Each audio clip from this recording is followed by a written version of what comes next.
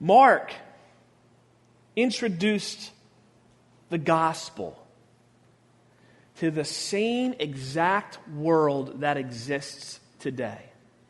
You know, we often try to say the world's getting worse. It's getting worse. It wasn't like this when I was a kid. I have news for you. It's been like this since Genesis chapter 3.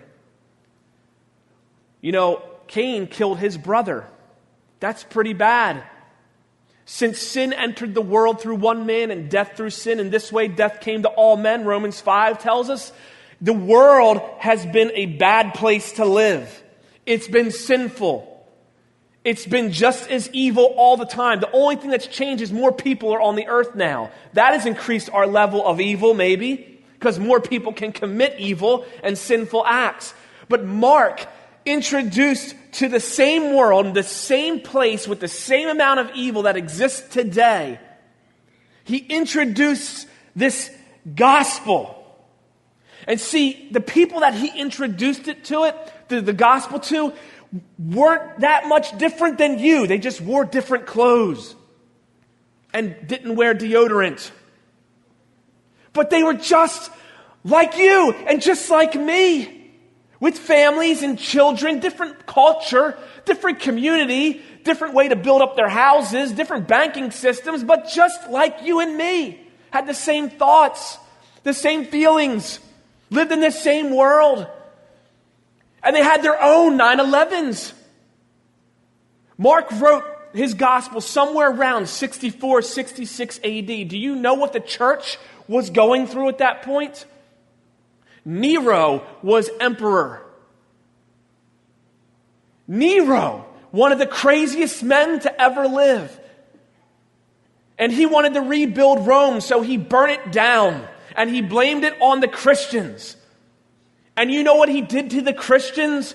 He hung them up after tarring them and wrapping them in cloth, hung them up on poles and burned them alive to light the Roman roads. He crucified them. He butchered them. He sent them into the Colosseum so that the angry mob could watch them die and be ripped apart by wild animals. The Bible tells us some of them were sawed in two. This was the church. And Mark writes his gospel to them. They had their own tragic days, just like us. Do you know what happened to Jerusalem in AD 70?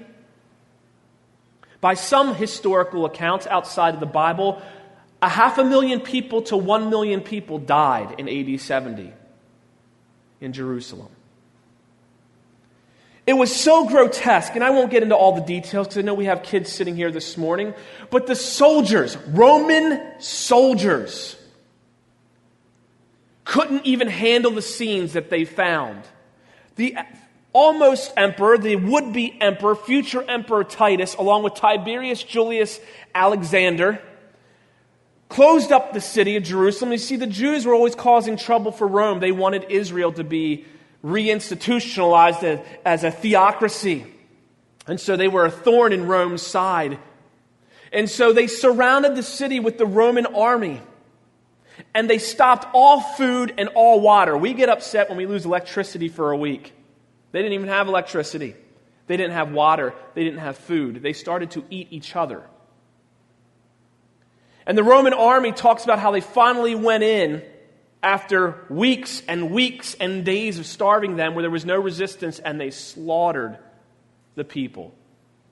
The blood was so deep that some of them were wading in it up to their ankles.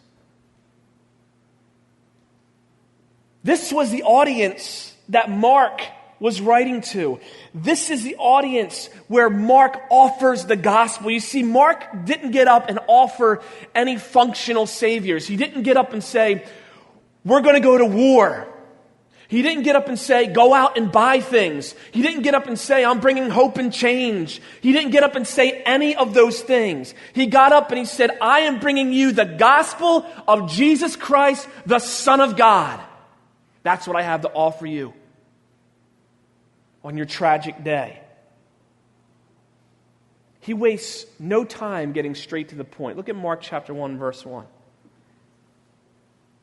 He says, the beginning of the gospel of Jesus Christ, the Son of God. The beginning of the good news. That's what gospel means. Of Jesus Christ, the Messiah, the one you've all been waiting for, the Son of God. What Mark is saying right from the very first words is this. This man, Jesus, is the promised Messiah, and he's God, which means he's your king.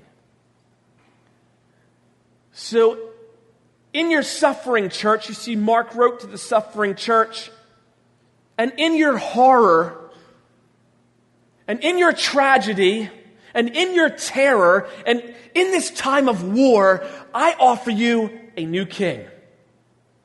A different kind of king. And this is good news, Mark is saying. That's what gospel means. This is the good news.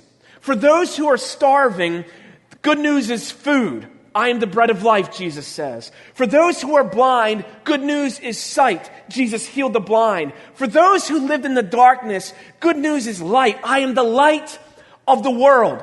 For the orphan, Jesus is Father. For the woman who failed 5 times at marriage and was sleeping with a man who wasn't her husband in John chapter 4, the woman at the well, and she was looking for her security in a man, Jesus is the man and the perfect husband.